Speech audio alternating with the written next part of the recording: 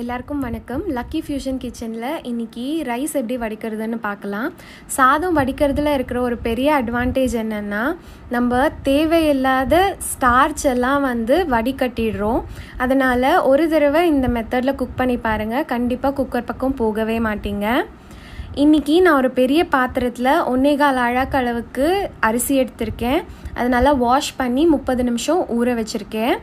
பெரிய பாத்திரத்தில் குக் பண்ணுறதுனால ரைஸ் நல்லா யூனிஃபார்மாக குக் ஆகுங்க. இப்போது ஸ்டார்டிங்கில் நான் ஃப்ளேம் நல்லா ஹையில் வச்சுருக்கேன். இப்போது ரைஸ் கொதிக்க ஆரம்பிச்சிடுது.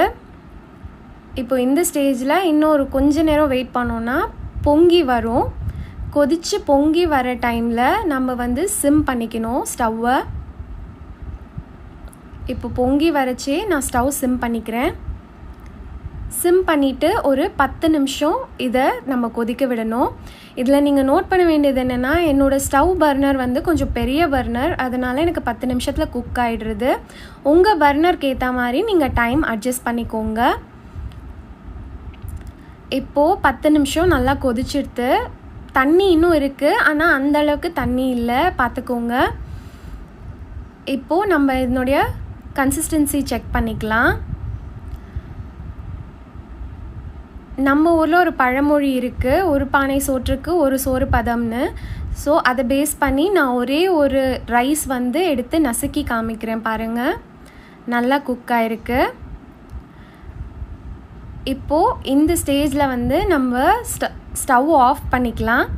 ஸ்டவ் ஆஃப் பண்ணிவிட்டு மூடி போட்டு மூடிடலாம். அடுத்தது வடிக்கிறது எப்படின்னு பார்க்கலாம். வடிக்கிறதுக்கு முதல்ல மூடி போட்டு மூடணும். இந்த பாத்திரத்தை மூடி போட்டு மூடச்சே மூடி பார்த்துக்கோங்க, ரொம்ப பெருசாகவும் இருக்கக்கூடாது, சின்னதாகவும் இருக்கக்கூடாது, கரெக்டாக பொருந்தணும். இப்போ இந்த பாத்திரத்தில் தான் நான் ரைஸ் வடிக்க போகிறேன். அந்த சப்போர்ட்டுக்கு நான் சப்பாத்தி கட்டை யூஸ் பண்ணியிருக்கேன், சப்பாத்தி ரோலரு. இப்போது இந்த சப்பாத்தி ரோலர் மேலே பேலன்ஸ் பண்ணி இந்த பாத்திரத்தை நான் கவுத்து வைக்கிறேன். இப்போது இதை வடிக்க விட்டு ஒரு 10 நிமிஷம் ஆகிடுது. இப்போது நம்ம இதை எடுத்து செக் பண்ணலாம். இப்போ பாருங்கள், நான் குலுக்கி பார்க்குறேன், தண்ணி எதுவும் வரல. ஸோ இப்போது இந்த ரைஸ் ரெடி ஆகிடுத்து, வடிஞ்சிடுது. இப்போ இந்த வடித்த தண்ணியை நீங்கள் மோர் சிலுப்புறதுக்கு அந்த மாதிரி எதுக்காவது யூஸ் பண்ணிக்கலாம். மோர் நல்லா திக்காக வரும், ட்ரை பண்ணி பாருங்கள், டேஸ்டியாக இருக்கும். இப்போது இந்த ரைஸோட கன்சிஸ்டன்சி நம்ம செக் பண்ணலாம். பாருங்கள், நல்லா உதிராக வந்திருக்கு ரைஸு. இப்போது ரைஸ் ரெடி ஆகிடுச்சு.